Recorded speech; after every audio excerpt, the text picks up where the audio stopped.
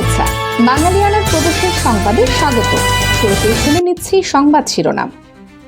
আওয়ামী লীগের প্রতীক হয়ে ওঠা তোফায়েল আহমেদরা হয়ে পড়েন নিজ দলেই এক ঘরে। নেপথ্যে শীর্ষ নেতার একচ্ছত্র ক্ষমতায়ন। রাষ্ট্র সম্মান না দিলেও জনগণ ভোলে না তাদের বীর সন্তানদের।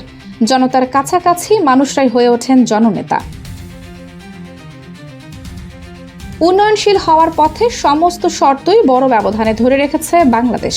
তবুও উত্তরণে আরও 3 বছর সময় দিতে চায় জাতিসংঘ। এবার অন্যান্য সংবাদের সঙ্গে বিস্তারিত। সামাজিক মাধ্যমে প্রায়শই আওয়ামী লীগের অ্যাক্টিভিস্টদের একটি কথা বলতে শোনা যায়, দলে শেখ হাসিনার চেয়ে বড় আওয়ামী লীগ আর কেউ নেই, হতে পারে না। তবে এই কথাটা সম্ভবত সত্য নয়। একজন আছেন, বলা ভালো একদিন আগেও ছিলেন, তোফায়েল আহমেদ, যিনি নিজের সর্বান্তকরণে দলের রাজনীতি ধারণ করেছেন। তবে শেষ মুহূর্তে নিজ দলে কোণঠাসা হয়ে পড়েন এই নেতা। যদিও স্বাধীন বাংলাদেশের 5.5 দশকে নৌকা প্রতীকেই 9 বার সংসদ সদস্য নির্বাচিত হয়েছেন তোফায়েল আহমেদ। সর্বশেষ 2024 সালের 7 জানুয়ারির বিতর্কিত নির্বাচনেও ভোলা 1 আসন থেকে এমপি হয়েছিলেন তিনি। কিন্তু জীবনের শেষ 1 দশকের বেশি সময় আওয়ামী লীগের রাজনীতিতে কোণঠাসা হয়ে থাকায় তিনি নিজেকে অবহেলিত মনে করতেন। দলীয় রাজনীতিতে প্রভাব হারানো তোফায়েল আহমেদের মাঝে এক ধরনের হতাশা তৈরি হয়েছিল বলে জানান তার ঘনিষ্ঠ একাধিক রাজনীতিক। তবে তারা বলছেন, দলীয় রাজনীতিতে দ্বন্দ্ব কোন্দলের কারণে নিজের অবস্থান নিয়ে হতাশা থাকলেও তোফায়েল আহমেদ আদর্শচ্যুত হননি। তিনি রাজনৈতিক জীবনের শুরু থেকে শেষ পর্যন্ত মুক্তিযুদ্ধ, বঙ্গবন্ধু শেখ মুজিবের আদর্শ ধারণ করে আওয়ামী লীগের রাজনীতিতেই ছিলেন। 1/11 সময় তোফায়েল আহমেদ সহ কয়েকজন জ্যেষ্ঠ নেতা আওয়ামী লীগের ভেতরে সংস্কারপন্থী হিসেবে পরিচিতি পান। দলীয় সভাপতি শেখ হাসিনার বিরাগ ভাজন হওয়ার পর তাকে সভাপতি মণ্ডলী থেকে সরিয়ে দিয়ে আলংকারিক ফোরাম উপদেষ্টা পরিষদে নেওয়া হয়। এরপর দলে আর গুরুত্ব ফিরে পাননি তিনি। বঙ্গবন্ধু হত্যাকাণ্ডের পর 1981 সালে বিদেশে থাকা অবস্থায় শেখ হাসিনা আওয়ামী লীগের সভাপতি নির্বাচিত হন। শেখ হাসিনাকে দেশে ফিরিয়ে আনা এবং দলের দায়িত্ব দেওয়ার ক্ষেত্রে তোফায়েল আহমেদও ভূমিকা রাখেন। এরপর থেকে 4 দশকের বেশি সময় ধরে দলের সভাপতি শেখ হাসিনা। দলের ভেতর আলোচনা এমনই যে সভাপতির পদ বঙ্গবন্ধু পরিবারের বাইরে যাবে না। তাই সাধারণ সম্পাদক পদ নিয়েই প্রতিযোগিতা ছিল অন্য নেতাদের মধ্যে। এই পদ প্রত্যাশীদের মধ্যে অন্যতম ছিলেন তোফায়েল আহমেদ, কিন্তু পাননি। ফলে তার ভেতরে এক ধরনের হতাশা কাজ করত, এমনটাই মনে করতেন দলের অন্য নেতারা। আন্তর্জাতিক অঙ্গনে বড় ধরনের কূটনৈতিক সাফল্য অর্জন করেছে বাংলাদেশ। জাতিসংঘের সাধারণ পরিষদের UNGA 81তম অধিবেশনের সভাপতি নির্বাচিত হয়েছেন বাংলাদেশের প্রার্থী খলিলুর রহমান। নিউ ইয়র্কে অনুষ্ঠিত নির্বাচনে তিনি 99 ভোট পেয়ে জয়ী হন। তার প্রতিদ্বন্দ্বী সাইপ্রাসের আন্দ্রেয়াস এস কাকুরিস পেয়েছেন 91 ভোট। এই জয়ের মধ্য দিয়ে 40 বছর পর আবারও জাতিসংঘ সাধারণ পরিষদের সভাপতির পদে বসল বাংলাদেশের একজন প্রতিনিধি। এর আগে 1986 সালে UNGA এর 41তম অধিবেশনের সভাপতি হিসেবে দায়িত্ব পালন করেছিলেন বাংলাদেশের সাবেক পররাষ্ট্র সচিব ও পররাষ্ট্রমন্ত্রী হুমায়ুন রশিদ চৌধুরী। জাতিসংঘের 193 সদস্য দেশের প্রতিনিধিত্বকারী সাধারণ পরিষদকে বিশ্বের সবচেয়ে বড় বহুপাক্ষিক নীতি নির্ধারণী ফোরাম হিসেবে ধরা হয়। সেখানে সভাপতির পদে বাংলাদেশের প্রতিনিধি নির্বাচন দেশের কূটনৈতিক ইতিহাসে একটি গুরুত্বপূর্ণ মাইল ফলক হিসেবে যুক্ত হলো।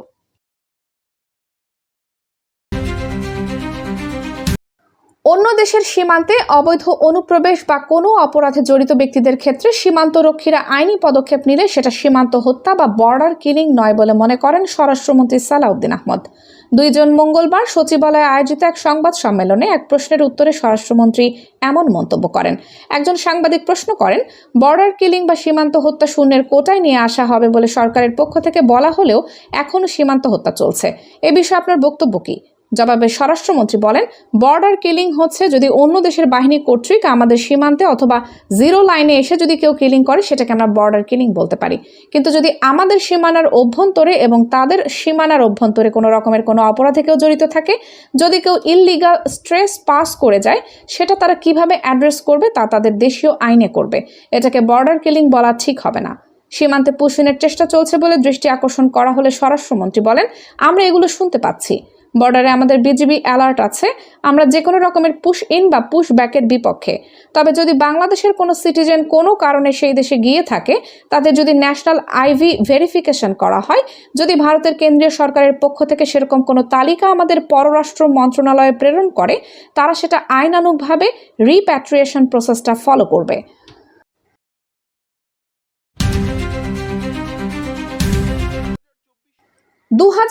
সালের আগস্টে পতন ঘটে আওয়ামী লীগের, আর সে বছরের 29 সেপ্টেম্বর মারা যান মুস্তাফিজুর রহমান ফিজার। 2026 সালের 28 মে মারা যান দবিরুল ইসলাম, আর একই বছরের 1 জুন মারা যান তোফায়েল আহমেদ। এই তিনজনের একটা মিল আছে, তিনজনই আওয়ামী লীগের রাজনীতি করেছেন দীর্ঘদিন। তিনজনের রেকর্ড পরিমাণ নির্বাচনে অংশ নিয়ে কখনো হারেননি। তোফায়েল আহমেদ 9 বার, মুস্তাফিজুর রহমান 8 বার, আর দবিরুল ইসলাম 7 বার এমপি হয়েছেন। এর মধ্যে ঠাকুরগাঁয়ের দবিরুল ইসলাম 2024 নির্বাচনে অংশ নেননি, বাকিরা নিয়ে জয় তুলে আনেন। তিনজনের মধ্যে আরেকটা ভীষণ মিল, তিনজনই বীর মুক্তিযোদ্ধা। মোস্তাফিজুর রহমানের শেষকৃত্য যখন হয়, তখন এক গণ অভ্যুত্থানে আওয়ামী লীগের পতন হয়েছে মাত্র, তাই প্রায় নিভৃতে তার শেষকৃত্য হয়ে যায়। কিন্তু দবিরুল ইসলামের ক্ষেত্রে গল্পটা একটু ভিন্ন। তার জানাজায় হাজারো মানুষের উপস্থিতি এবং প্রকাশ্যে জয় বাংলা স্লোগান অনেককেই অবাক করেছে। অবশ্য স্থানীয়রা বলছেন, তারা শুধু একজন আওয়ামী লীগ নেতাকে বিদায় দেননি, তারা বিদায় দিতে এসেছেন একজন মুক্তিযোদ্ধা কমান্ডারকে। কিছুদিন আগে চট্টগ্রামে ইঞ্জিনিয়ার মোশাররফ হোসেনের জানাজাও প্রকম্পিত হয়েছিল জয় বাংলা স্লোগানে। বর্তমানে আওয়ামী লীগ নেতাদের ঘৃণা করা যেখানে ট্রেন্ড, সেখানে তোফায়েল আহমেদও ভিন্ন উদাহরণ তৈরি করলেন। না, তার মরদেহ জাতীয় সংসদে নেওয়ার প্রয়োজন মনে করেনি সরকার। যিনি বাংলাদেশের ইতিহাসে সবচেয়ে বেশিবার এমপি হয়েছেন, তার জানাজা সংসদের দক্ষিণ প্লাজায় হয়নি, মোস্তাফিজুর রহমান আর দবিরুল ইসলামের মতোই। তবে সামাজিক মাধ্যম বলছে অন্য কথা। দেশের বিপুল পরিমাণ মানুষ স্মরণ করছেন সেই জননেতাকে, যার আঙ্গুলি হেলনে আইয়ুব খানের মসনদ হুড়মুড় করে পড়ে গিয়েছিল। একজন বীর, যিনি জনতার নেতা হয়ে উঠেছিলেন। রাষ্ট্র তার দায়িত্ব পালন না করলেও জনগণ তাদের নেতাদের ভোলেনি। জনগণের জন্য রাজনীতি একজন নেতাকে জননেতায় পরিণত করে, যার আর রাষ্ট্রীয় স্বীকৃতির প্রয়োজন পড়ে না। বাংলাদেশে ছোটখাটো বিষয় শিখতে কর্মকর্তাদের বিদেশ সফর নতুন কোনো ঘটনা নয়। এর আগেও আমরা দেখেছি কর্মকর্তারা পুকুর কাটা, খিচুড়ি রান্না শেখা বা বাজার করা শেখার জন্য বিদেশ ভ্রমণে গেছেন। এসব ক্ষেত্রেও গেছেন শীর্ষ কর্মকর্তারাই, ব্যবহারিকভাবে যাদের এসব কাজের সঙ্গে কোনো সম্পর্ক নেই। তবে এবার এতে কিছুটা বাধা পড়েছে। 5 জন কর্মকর্তা সহ মশা মারা শিখতে যুক্তরাষ্ট্রের ফ্লোরিডায় যেতে চেয়েছিলেন চট্টগ্রাম সিটি কর্পোরেশনের মেয়র শাহাদত চৌধুরী। তাতে বাদ সেধেছেন খোদ প্রধানমন্ত্রী তারেক রহমান। তিনি তাদেরকে সন্ধ্যার পর কোনো নর্দমা বা ডোবার ধারে বসে থাকার পরামর্শ দিয়েছেন। তার মতে, মশার নিরাপদ সব আশ্রয়ের পাশে 30 মিনিট সময় কাটালেই মাথায় মশা মারার অনেক উদ্ভাবনী আইডিয়া আসবে। দেশীয় সমস্যার দেশীয় সমাধানের বিকল্প আসলেই নেই। প্রায়শই আমরা দেখি, একেবারে স্থানীয় সমস্যার সমাধান খুঁজতে বিদেশি পদ্ধতির আশ্রয় নেওয়া হয়।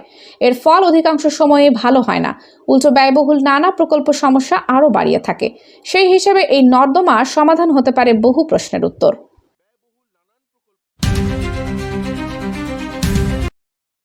স্বল্পোন্নত দেশ এলডিসি থেকে চূড়ান্তভাবে উত্তরণের জন্য বাংলাদেশকে আরও 3 বছর বাড়তি সময় দেওয়ার সুপারিশ করেছে জাতিসংঘের committee for development policy CDP.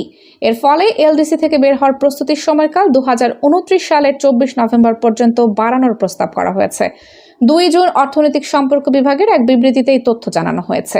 এর আগে গত 18 ফেব্রুয়ারি বাংলাদেশের পক্ষ থেকে আনুষ্ঠানিক আবেদন এবং পরবর্তীতে 6 এপ্রিল জাতিসংঘ মহাসচিবের কাছে প্রধানমন্ত্রীর একটি চিঠির প্রেক্ষিতে সিডিপি এই সুপারিশ প্রদান করে। সিডিপি জানিয়েছে, এলডিসি থেকে উত্তরণের জন্য নির্ধারিত 3টি সূচকেই বাংলাদেশ প্রয়োজনীয় মানদণ্ড অনেক বড় ব্যবধানে ধরে রেখেছে। নিকট বা মধ্য মেয়াদে বাংলাদেশের এই মানদণ্ড থেকে নিচে নেমে যাওয়ার ঝুঁকি নেই বললেই চলে।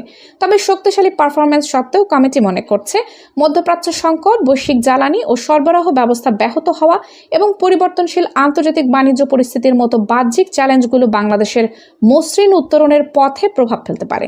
এ কারণেই প্রস্তুতির জন্য অতিরিক্ত সময় দেওয়ার প্রয়োজন বলে মনে করছে সিডিপি।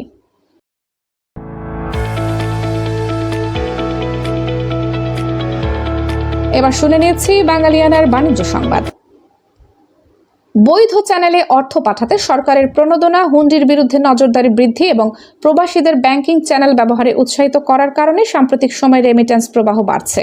গত মাসে দেশে 342 কোটি 50 লাখ ডলার রেমিটেন্স এসেছে, যা গত বছরের একই সময়ের তুলনায় 15.34% বেশি। এতে বৈদেশিক মুদ্রা রিজার্ভ, ডলারের সরবরাহ এবং সামষ্টিক অর্থনীতিতে স্বস্তি ফিরতে সহায়তা করছে। বাংলাদেশ ব্যাংকের তথ্য অনুযায়ী গত 24 থেকে 31 মে পর্যন্ত মাত্র 8 দিনে দেশে 44,89,70,000 ডলার রেমিটেন্স এসেছে। এর ফলে পুরো মে মাসে মোট রেমিটেন্সের পরিমাণ দাঁড়িয়েছে 342,50,30,000 ডলার। এর আগে 2025 সালের মে মাসে দেশে এসেছিল 296,94,60,000 ডলার। সেই হিসাবে এক বছরের ব্যবধানে মে মাসের রেমিটেন্স বেড়েছে প্রায় 45,56,00,000 ডলার বা 15.34%।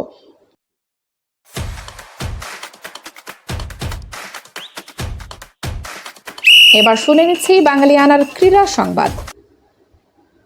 শক্তির গভীরতায় পর্তুগাল অন্যতম সেরা দল হলেও অনেকেই তাদের শীর্ষ ফেভারিট ভাবছেন না। তবে দুনিয়াতে না থেকেও পর্তুগাল দলের বড় অনুপ্রেরণা হয়ে আছেন গত বছর সড়ক দুর্ঘটনায় প্রয়াত ফুটবলার দিয়েগো জটা। তার স্মৃতি ও প্রেরণাকেই এবার বিশ্বকাপ জয়ের মূল শক্তি মানছেন তার ঘনিষ্ঠ বন্ধু ও মিডফিল্ডার রুবেন নেভস। নেভস জানান, জটার প্রতি ভালোবাসা ও আবেগ তাদের ট্রফি জয়ের জন্য বাড়তি শক্তি যোগাবে। দলটির একমাত্র লক্ষ্য সব চাপ সামলে জটার স্মরণে বিশ্বমঞ্চে শ্রেষ্ঠত্ব অর্জন করা। দলে চ্যাম্পিয়ন্স লিগ জয়ী একাধিক তরুণ ও অভিজ্ঞ তারকা থাকায় প্রত্যাশার চাপকে তারা স্বাভাবিকভাবেই নিচ্ছে। 1966 সালে তৃতীয় এবং 2006 সালে চতুর্থ হওয়া পর্তুগাল এবার ফাইনাল জিতে চ্যাম্পিয়ন হতে মরিয়া। বাঙালিয়ানার প্রদর্শের সংবাদ শেষ হলো। ধন্যবাদ।